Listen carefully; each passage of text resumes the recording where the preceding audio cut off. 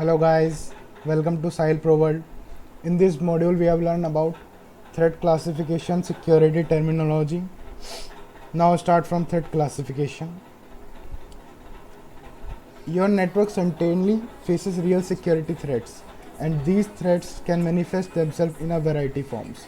There are different ways one might choose to classify the various threats to your system. You could choose to classify them by the damage caused, the level of skill required to execute the attack, or perhaps even by the motivation behind the attack. For our purposes, we categorize attacks by what they actually do.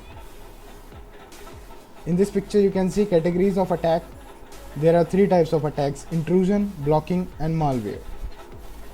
Intrusion. The intrusion category includes attack meant to be breach security and gain unauthorized access to a system. In blocking, the second category of attack, blocking, include attack designed to prevent legitimate access to a system. The third category of threat is the installation of malware on a system. Now start from malware. Malware is probably the most common threat to any system, including home users, system, small networks, and large enterprise-wide area networks. One reason is that malware is designed to spread on its own without the creator of the malware having to be directly involved. This makes the malware attack much easier to spread across the internet and hence more widespread. The most obvious example of malware is the computer virus. You probably have a great general idea of what a virus is. If you consult different textbooks, you will probably see the definition of a virus worded slightly differently. One definition for a virus is a program that can infect other programs by modifying them to include a possibly evolved copy of itself. A computer virus is analogous to a biological virus in that both replicate and spread. The most common method for spreading a virus is using the victim email account to spread the virus to everyone in his address book. Some viruses does not actually harm the system itself, but all of them cause network slowdown or shutdown due to the heavy network traffic caused by the virus replication.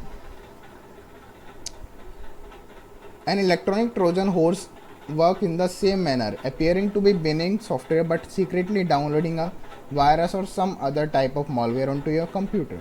In short, you have an anti-sync gift that you install on your computer and later find out it has unleashed something quite different from what you expected.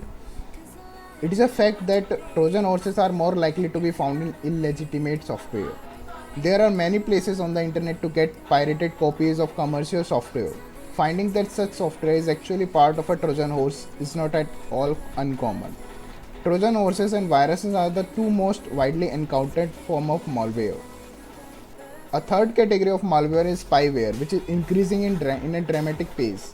Spyware is software that literally spy on what you do on your computer. This can be as simple as a cookie, a text file that your browser creates and stores on your hard drive. Cookies are downloaded onto your machine by website you visit. This text file is then used to recognize you when you return to the same site. That file can enable you to access pages more quickly and save you from having to enter your information multiple times on pages you visit frequently. In order to do this, that file must be read by the website. This means it can also be read by other websites. Any data that the file saves can be retrieved by any website, so your entire internet browsing history can be tracked. Another form of spyware called a keylogger records all of your keystrokes. Some also take periodic screenshots of your computer. Data is then either stored for retrieval later by the party who installed the keylogger or is sent immediately back via email. In either case, everything you do on your computer is recorded for the interested party. Now the next topic is intrusion. Intrusions are those attacks that are actually trying to intrude into the system. They are different from attacks that simply deny users access to the system, blocking, or attacks that are not focused on a particular target such as viruses and bombs. Intrusion attacks are designed to gain access to a specific targeted system and are commonly referred to as hacking, although that is not the term hackers use. Hackers call this type of attack cracking, which means intruding onto a system without permission, usually with malicious intent. Any attack designed to breach security either via some operating system flaw or any other means can be classified as cracking. Using security flow is not the only method for intruding into a system. In fact, some methods can be technologically much easier to execute. For example, one completely not technologically based method for breaching a system security is called social engineering, which, as the name implies, rely more on human nature than technology. This was the type of attack that the famous hacker Kevin Mitnick most often used. Social engineering used techniques to get users to offer up the information needed to gain access to a target system. The way this method works is rather simple. Denial of service. The third category of attack is blocking attacks, an example of which is the denial of service attack. In this attack, the attacker does not access the system but rather simply block access to the system from legitimate users. In the other words, CERT, Computer Emergency Response Team Coordination Center, the first computer security incident response team. A denial of service attack is characterized by an explicit attempt by attackers to prevent legitimate users of a service from using that service. One often used blocking method is flooding the target system with so many false connection requests that it can't respond to legitimate requests. Now, next topic is security terminology. Security professionals have a specific terminology. Individuals or system administrators having experience in network administration are probably already familiar with most of these terms, although most hacking terminology describe the activity or the person performing it. Phreaking, sneaker, etc.